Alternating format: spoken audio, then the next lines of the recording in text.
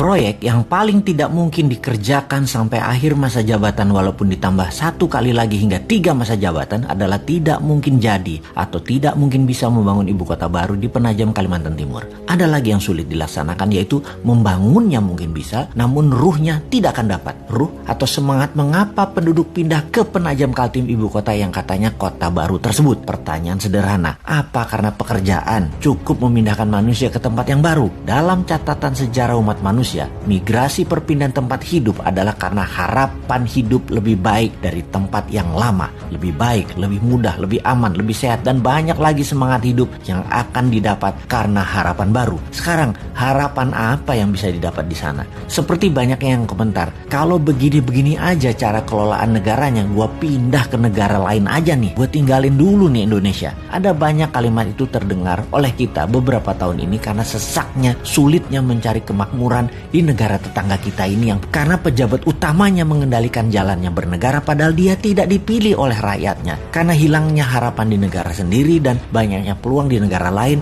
terutama karena lazy money. Itulah keinginan pindah ke tempat lain, menuju negara lain menjadi lebih banyak. Kemudian memindahkan orang sebanyak 5 juta ke ibu kota baru. Ini tidak mungkin cepat. Ini terjadi dalam kurun waktu yang lama. Paling cepat dalam 10 tahun. Itu pun harapan hidupnya harus menjanjikan 2 kali dari tempat tinggal yang lama dan dicapainya dengan waktu yang cepat. Kota ini bisa jadi kota mati, mangkrak. Membangun kota seperti real estate saja, Bintaro, BSD, Alam Sutra yang berdekatan dengan vibrantnya Jakarta memerlukan waktu lebih dari 15 tahun baru kerasa manfaatnya. Apalagi pusat pemerintahan, apalagi ibu kota. Asli nggak sederhana. Antar pulau lagi. Entah apa alasannya ngotot memindahkan ibu kota yang tidak punya sejarah nasionalnya, tidak ada sektor ekonominya, dan tidak ada sektor keamanannya sebagai wilayah terpenting, yaitu ibu kota. Pangkalan militer harusnya dibangun terlebih dahulu agar kalau ada serangan dari utara, dari Malaysia, Tiongkok, Filipina bisa diintercept oleh radar, peluru kendali, dan jet tempur yang pangkalannya harusnya di sekitar utara Penajam,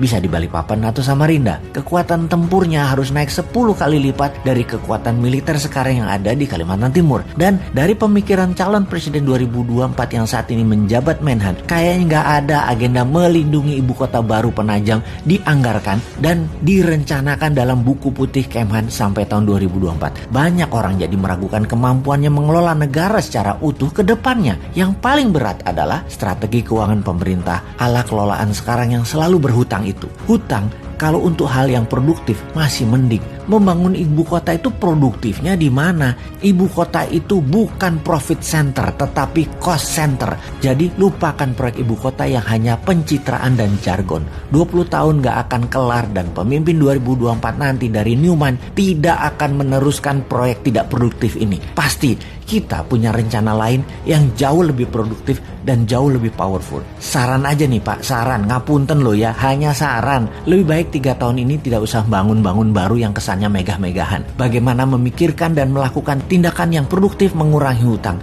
yang selama 5 tahun kemarin hampir ngutang terus sebanyak 5.000 triliun bisa lunas nanti di akhir masa jabatan. 3 tahun ke depan itu lunasi. Biar pemimpin ke depan ringan menjalankan strategi bernegara untuk Indonesia menjadi negara superpower tahun 2045. Jangan minta jabatan 3 kali deh solusinya.